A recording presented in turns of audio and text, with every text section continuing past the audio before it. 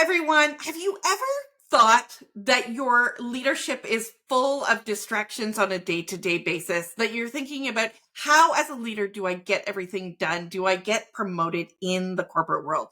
Well, I am really excited to have Melissa Creede here, who is a recent #1 bestseller, and she just recently got Amazon's best new release. So if you're looking for a leadership book, this is it.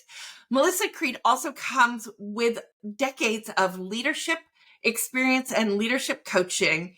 And she's here to share with you strategies that come out of her new book called Beyond the Inbox, The Intentional Leadership in a Distracted World. And isn't that true? We have a very distracted world. So Melissa, I am so excited to have you here today. I'm thrilled to be here. Thank you, Nancy. So when you thought about this book, what is it that inspired you to say, we need this book right now? Yeah, it's a great question. I get asked that, as you can imagine. So I've been a leadership coach for 15 years. And prior to that, I was an executive in a small consulting firm. And when I coach people in the leadership space, particularly in business, entrepreneurs, corporate spaces, so many times they have these amazing visions, these amazing purposes for what they do. And then they end up in meetings and doing their emails and doing urgent work and requests. The average leader spends 27 hours a week on emails and meetings alone. And that's Oh my God. average. So I know many of you out there, it's more than that. And so when I was coaching people about how to be more intentional, how to be more strategic with their work so that they could get to their important work, and so many times people would say, well, where can I read about this? And of course, there are pieces of what I share in my book, different places, different books, podcasts, articles, and some of it comes from my own learning over the years as well. But I'd never seen anything packaged all together like this. And so every time somebody asked me, I thought, okay, I guess I have to put this together so that there is a resource with all of these techniques in one place.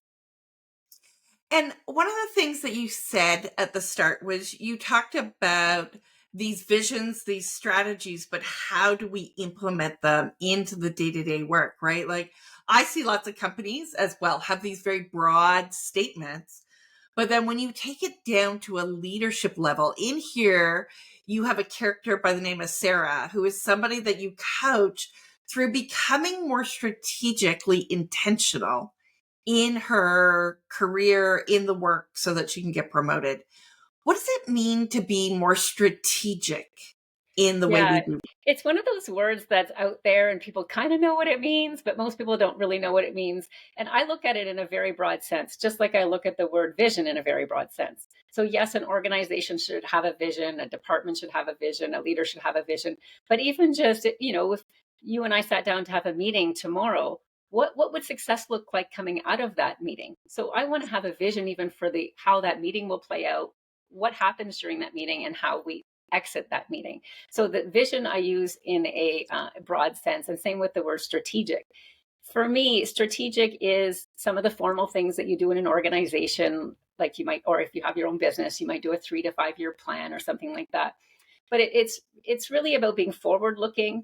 It's about looking across an organization. It's looking across your sector. It's looking across your competitors and other people you might work with. It's if you're in a hierarchy, it's what does someone 2 levels up from me think about? Because often we can be strategic in our work, but we might not always see things the way our boss sees things. And really, it's difficult to even see things the way our boss's boss sees things. So that's another way to be strategic. It's following trends or like understanding trends and themes that are emerging. It's looking at big picture instead of only detail. So it's just pulling all of these things together. And not everybody has to be all these things all the time, but it's key to know what you should be in the role that you're in. Or if you have your own business, again, what parts of those are relevant to what you need to do. But most people have a very narrow view of what being strategic is. And it's usually driven by a request to do a strategic plan or something like that, or a business plan. Yes, so much is like all about that business plan and that strategic plan. When you work with leaders, depending on their level, one of the things I do is I help engineers get promoted in their career. And one of the things that you mentioned was understanding not just your strategic goals, but the goals of your boss and the goals of your boss's Yeah. boss. And so one of the things that I try and talk about with leaders and people who want to step up into leadership is really developing influence so that they can understand those strategies. What are some of the things that you have seen that or know of that help people get a better understanding of their boss or their boss's strategy? Yeah, and I mean, I know sometimes your boss and your boss's boss don't actually have a really strong vision or strategy, so I know sometimes that's a bit tricky, but we can navigate through it by even just asking really simple questions. And this happens if you're looking for big vision or even just that meeting tomorrow, like we were talking about. So, what would success look like? That's one of my biggest questions that I ask all the time. I ask this question, 8 or 10 times a day, and I don't start anything really anymore without understanding. It's not that I have to know exactly what it's going to end up to be, but I want to have at least a desire or an intention around what I want it to be. So, if you're talking about, maybe we'll take something simple like a project. What would Mhm. success look like at the end of this project? So, if your boss has given you a project to do, or your boss's boss is spearheading something, asking questions like, you most of the time people jump into a lot of the how right away. Like, what are the tasks? What are the steps? And they forget to sort of look at, where do we want to end up? And so asking something like that, even in a meeting or in a conversation, the conversation could be going all over the place, and say, okay, just to make sure we're all on the same page, what would success look like at the end of this? And this could be what it looks like, what it produces, who it's for. It could be what experience somebody has at the end of this. It could be what success milestones you have along the way. There are many, many pieces of that. Sometimes it's even an experience. Like, we all want to be a better team at the end of this. But it's really that question to me is one of the, if I only had one question I was ever allowed to ask, that's the question I would take with me. And there are other questions you can ask about, what's the connection between this and this? Like, what's the connection between what we're doing here and the 5-year plan that we just talked about last week? Mhm. Or what's the connection between this and what this group over here is doing? So there are a lot of things about connections. There, you can ask questions about themes. You can ask questions about what's important about that, or what are the benefits we're trying to gain, or what impact are we trying to have. So really, that the simplest way to start is just by asking these strategic questions. I love the question, and it makes me think of a bunch of meetings. So I'm still doing work in a corporate position as well as coaching on the side. And I get into these meetings, and essentially we just dive into the long laundry list of activities that we talked about last week. And we really don't to ask that question at the start of the meeting is what does success look like by coming out of this meeting? What is the decision we need to make? What is the result that we are looking for? And so frequently, especially in the engineering world, in the project world, it's just like, okay, did we do this task? Did we do this task? Did we do this task? And we get so into that routine Yeah. that we miss the opportunity of seeing, is there something else out there? Is there a bigger strategy or success? Yeah, I One just of want the to add to things, that a little bit. So yeah. I'm a really big picture person. I love future focus, but I'm also extremely practical and tangible. So like, I like these little tools, like the questions. And another little structure that I like to use is what, why, and how. Those aren't Mhm, questions anymore. Those are concepts. So the what is, what's the end state? Like, what's the ideal place we want to end up? That's the mhm, vision in another language. The why is either the purpose, the benefits you're trying to achieve, the impact you're trying to have. If we started every meeting with even just a minute or 2 minutes around what and why everyone is here collectively, yeah. and why each person is there individually, why they've been invited, and what they're expected to contribute before we jumped into how, I think meetings would be twice as efficient as they are now. And most of the time people enter meetings and they spend the first few minutes like, why are we even here? What are we trying, like, why are we all circling? We're not even sure what we're trying to get to. And I think just that simple structure before setting the meeting, when designing the meeting, and when implementing the meeting by everyone makes a big difference. And it doesn't take long. It's minutes or seconds even sometimes. Yeah. Yeah. Well, and if you get into a habit of doing Right. it, people will start to come prepared. I would Exactly. suspect the first time you start to implement these types of things, people are like, what are we doing here? But eventually it gets easier and easier. Yesterday, you and I had a speaking prompt, right? It's hard until it gets easier. Yeah. And as you were just saying that first time we do these things can be uncomfortable. But as long as the leader shows up and keeps doing it, people will start to understand and will start to move forward with these strategies as they implement them. Well, and I work with a lot of technical people, and I find they really like that structure because it's really clear, it's really easy, it's obvious what you're trying to get to the end with it. And my experience with many of the people in tech and other and engineering and things is they love that those little structures that I bring in. Yes, we do as engineers, right? We love this background of structure and a plan and how to put it together. What I also think, and it was softly emphasized in the way you said it, it's not just in the meeting, but even when you're preparing the meeting, thinking about those questions, what, why, how, and so that the people all have a good connection with why they're showing up. So frequently I see meetings set and we just invite everybody Yeah. because we feel we should, as opposed to really, is there a purpose for that person to be at the meeting? Is there a purpose for the meeting? And so when you talk about earlier, you talked about the number of hours people in leadership spend either in meetings or in email.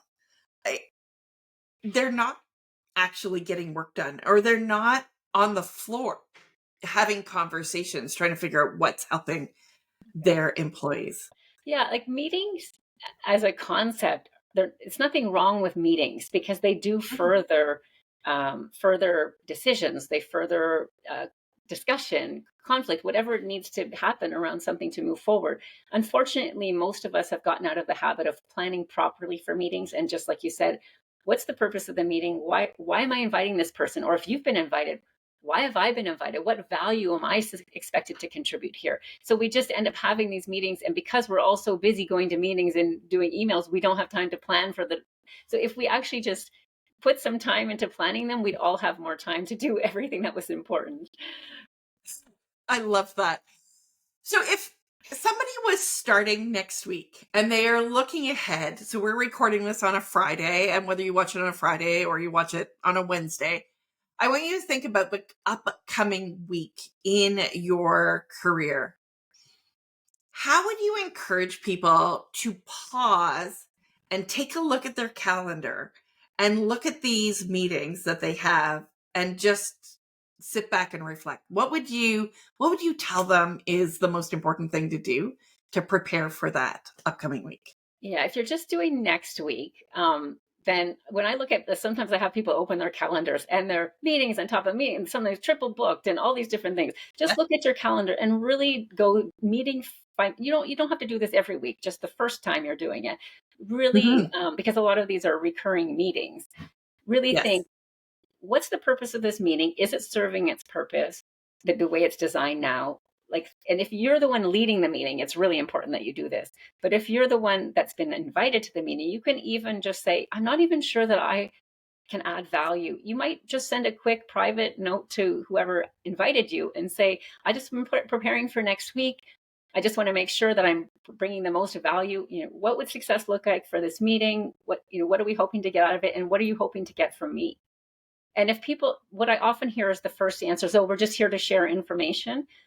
I always want to double click on that. For the sake of what? For the sake of moving something forward, for the sake of hitting a target, there's always a reason why you're sharing information, but most of the Mhm. time we're just trying to be collaborative. But collaborative is also for some purpose. So if you're Yes. the one that's been invited to the meeting, look at each one really critically and think all of those questions. And if you're not sure, reach out to that person. I wouldn't do a reply all to everybody. I would do it more privately because they might not have thought through this very, very much, and decide. And if they do need you for something and it's an hour long meeting and maybe you're a really senior person and you don't need to be there, or maybe it's outside your expertise and you're just there for one particular thing, just say, oh, when will you be speaking about that part? And I'll come in 10 minutes before or something like that. You have to train people around your time a little bit too. Yes. But I want to answer your question in the broader sense. The biggest change that I see with people, and this is if I were a weight loss coach and somebody said to me, in 3 weeks, I have a high school reunion and I really want to lose weight fast. Or maybe it's 3 months, let's say, what's the best way to do this? And they said, if I said to you, the two best ways to lose weight are to move more, exercise, and to change your diet. And if that person said, okay, but instead of that, what else can I do? Because I don't want to do that. That's kind of the response I get with this next tip that I'm going to give you. But I assure you, it's not as hard as it sounds, and it has the biggest impact of everything that I see, is to book recurring time in your calendar for the thinking and planning and strategizing that you need to do. And depending on your level and your role, it will be different. If you're an entrepreneur, I think you probably need at least a day, sometimes a day and a half for this stuff. If you have your own business, if you're a senior in the organization, it's probably close to a day, depending on your role. And most people don't book any time in their calendar. They're stuffing things in between. Now, before I get the response, oh my God, like I don't have an extra day in my calendar, which none of us do. I say, okay, put it in if you picked Fridays. So I do about a day to a day and a half a week for stuff like this now, but it took me a bit to be okay with that. But if you said, okay, I'm going to do Fridays, I'm going to do Friday mornings from 9 to 12. So open your calendar tomorrow morning and put, well, if you think you need 3 hours, maybe put 4 or 5, but like put 9 to 1 in your calendar tomorrow, even if you've got meetings and other things booked, and put that as a recurring meeting indefinitely. So tomorrow you won't have those 4 hours. Next week, you probably won't have those 4 hours, but 4 or 5 weeks from now, you're going to start to have spaces in your calendar. So just leave it in there and then just don't book new things on top of that. And that's one way to start. And then the important part is to actually keep I don't know if you've ever seen the Seinfeld episode where he reserves a car at the airport and he gets there and they have the reservation, but no car.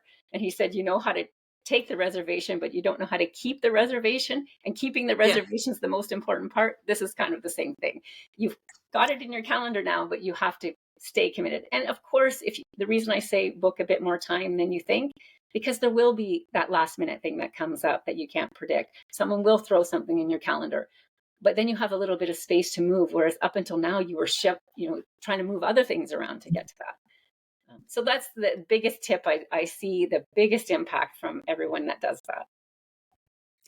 I agree. Planning think time in your calendar just to kind of think, strategize, look at the week ahead, look at the month ahead is really critical to success. One of the things that I tell people is you need to train people to give you that space in your calendar. Because if you're constantly accepting things in, then you are your own worst enemy.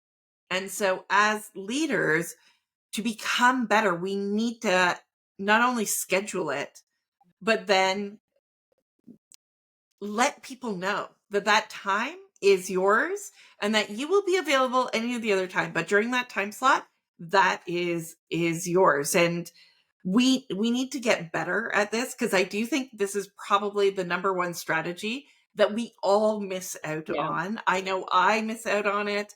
But creating think time for yourself, and as a leader, doing that for your employees, setting that as a habit and a behavior with your employees, you will also see your employees get better. If they have that time just to kind of reflect, relax, and think about what is the work, what is the strategy that they are putting forward. Well, absolutely. If it becomes a common thing in a team, then everyone starts to respect it even more. But you're right. Sometimes you have to be more diligent with your time at the beginning. And especially if up until now you've been very responsive, you'll need to give people a little bit of time, and they'll put something in your calendar and you'll go back and say, I'm sorry, that time doesn't work. Let's look at a different one. You'll train them. It just takes a bit, but it's worth it for everyone. It is. It's definitely worth it for everyone. And it's worth it also for mental health. It just helps mentally with us. Yeah. Melissa, it has been so wonderful to chat with you. Now, your book is just released on Amazon. And so it's on sale right at the moment. This will get posted on Friday, June 7th for anybody who's watching this. This sale is on until when? So the bestseller campaign is on until later today, but I asked them to extend the sale of 99 cents until tomorrow morning. So it'll be tomorrow morning. I don't know exactly what time. So today is the day to get it for 99 cents in the ebook. And if you don't have a Kindle, there is a free Kindle app. There you go. So yeah, so grab the book, Beyond Your Inbox, Intentional Leadership in a Distracted World by Melissa. Grab it before tomorrow morning and you can get it for 99 cents from Kindle. It's a great read. It's really quick and easy, packed full of amazing tips. And if you don't get it before it, this is a leadership book that you should have in your pocket for you to refer to and help you elevate your game. Thank you very much, Melissa. It was such a pleasure to have you on today. Thanks, Nancy.